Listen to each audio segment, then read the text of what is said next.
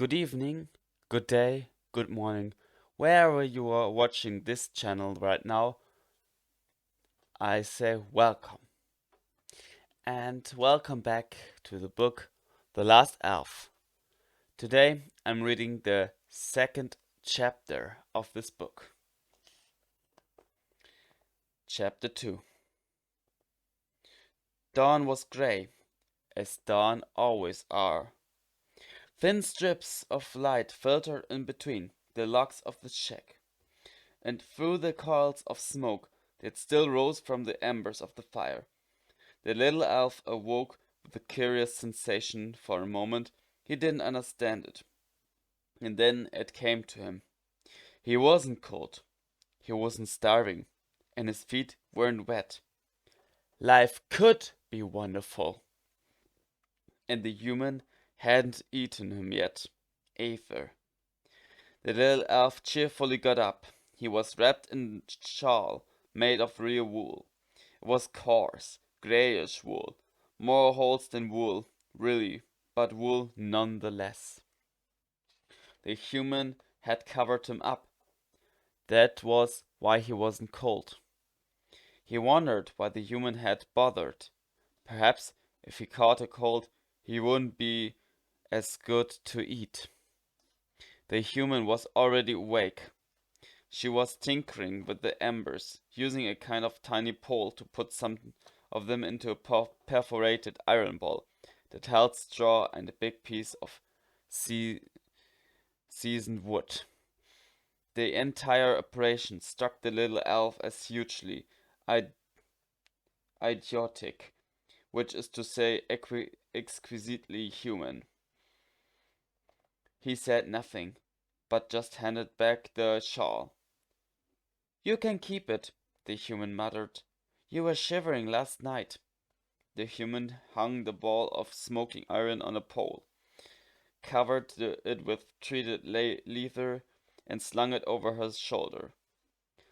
"I'm going to the country of Delagar," she said curtly. "It's up in the hills on the high plain. They say that the water drains down from the plain, and that there are still fields and cultivated land up there." Silence. The little elf was pondering the meaning of this information. Perhaps it was a form of politeness. Maybe he was supposed to reply by saying where he was going. A shame, then, that he wasn't going anywhere. All he was doing was leaving the place where he had been before, which simply no longer existed. Or rather, it did still exist, but under about 10 feet of water, mud, and rotten leaves. "What is it? Cat got your tongue?" the human asked. "No cats here, Excellency," said the little elf. He had finally managed to remember the respectful term of address for humans. "These things are called dogs, Excellency. And if he eat my tongue, now there would be blood all over the—" He started explaining, patiently and politely, but the human interrupted him. "Fine, fine, forget it." The human looked at him and gave a longer breath than usually, shaking her head.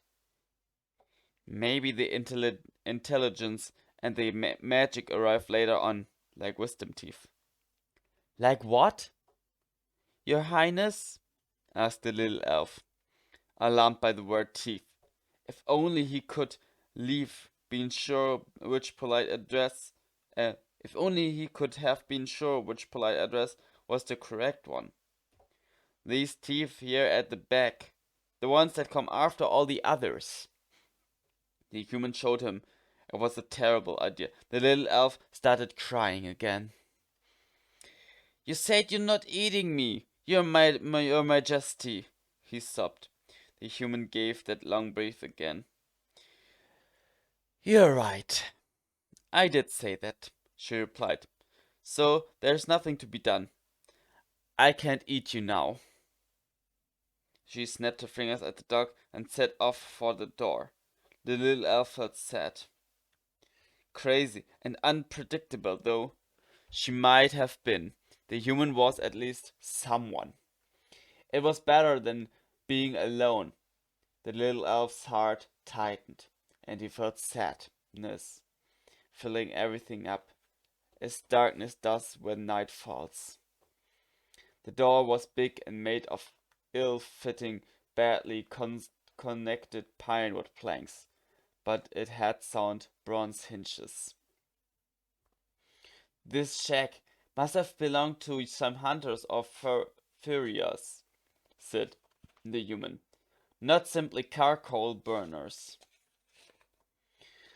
The dog ran off happily into the rain. Meanwhile, the human remained in the doorway, studying the shack. She raised her eyes to the stone tiles, which were in good condition, and studied the pieces of wood jammed in among the stones in the lower part to keep the drafts out. They were very dry and free of mold, and were splintered around the edges. This shack hasn't been abandoned, commented the human. Their owners could come back at any moment. The little elf began to grasp the meaning of her words. Do they eat elves? They certainly don't like them. If I were you, I wouldn't stick around to ask them, said the human. The little elf darted outside even faster than a dog. As they set off, the human asked, Do you have a name? Yes, the little elf said stoutly. The human snorted. And what would that name be?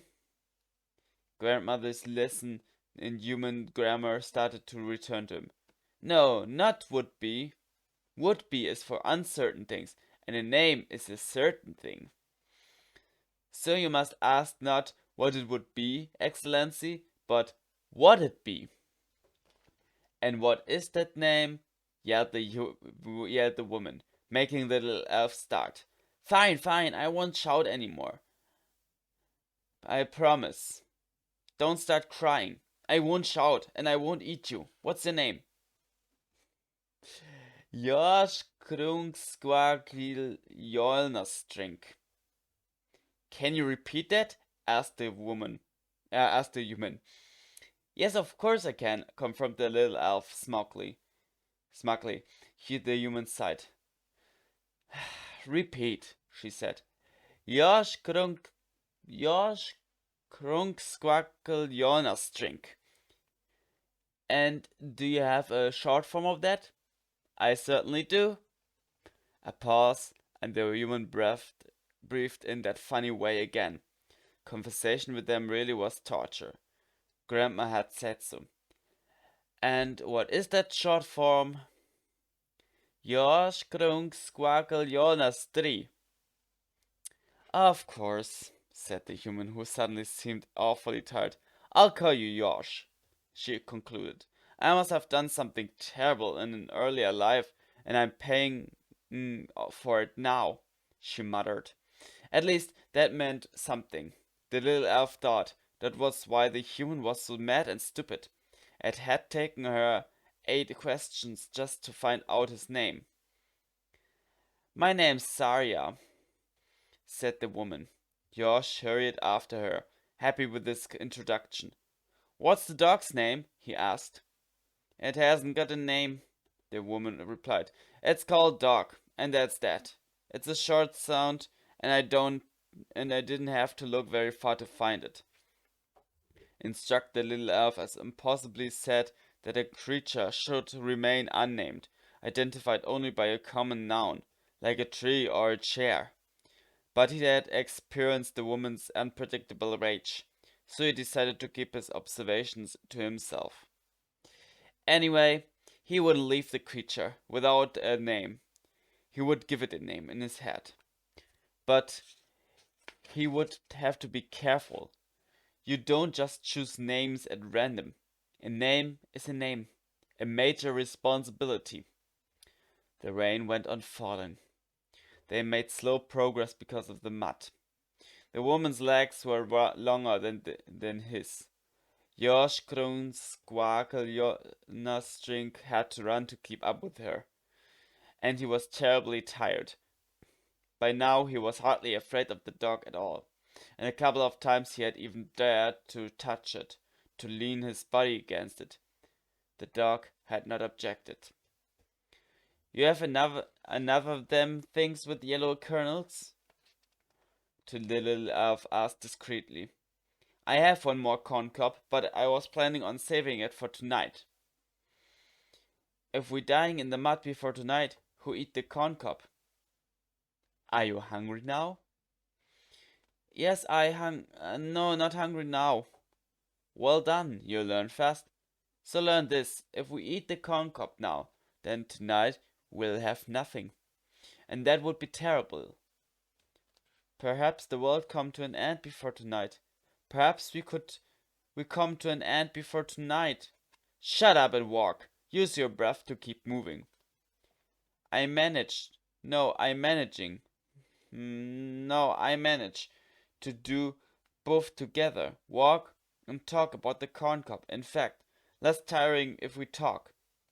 "Shut up," said the woman. Her tone had changed. "But shut up," hissed the woman. She knelt by the little elf to make herself less tall, less visible. The dog snarled. The woman's eyes explored the cane, thickets, and the box surrounding the path. "Fine, if we eat tonight, you not get angry?" "Run!" yelled the woman. She got to her feet, took the little elf by the arm, and ran. "Come on!" she shouted to the dog, who started running along with them. The little elf fell, got back to his feet, then fell again. He started crying. Not get angry, we eat tonight." "They're following us," explained the woman, still running with the last breath left in her. "You see that hill down there? My legs are longer than yours. I'll head down there and draw them after me. You slip into the brambles and bring the fire to safety. Take it, I'll see you on the hill." The woman gave him the stick with the metal ball and ran for it, breaking branches and uttering hoarse cries. The little elf squatted in the brambles and stayed there, his heart racing. He wondered who was following them. Maybe the owners of the shack where they had spent the night. Maybe they had taken offense at the intrusion. Maybe they had found some rosemary and needed an elf to go with it. Fear seized him. His eyes swept the cane thickets beneath the light rain, but he couldn't see anyone. The fear started to fade slowly away and turned into sadness. Again he was alone. Again, all the way to the horizon. There was no one but him. Yorsh thought once more of his grandmother, holding him in her arms as chestnuts boiled in the pot. Sadness filled the whole of his being and started to make way for despair. He thought once again of the human woman. She terrified him, and yet she had given him the corn cob. And that was something. Better than being all on his own again. Like this. Just him on his own, all the way to the horizon. He started crying again. Very gently, without making a sound. Just inside his head, as the rain fell softly around him. He thought that if he ever saw the dog again, he would call him, the one who breathes close by him.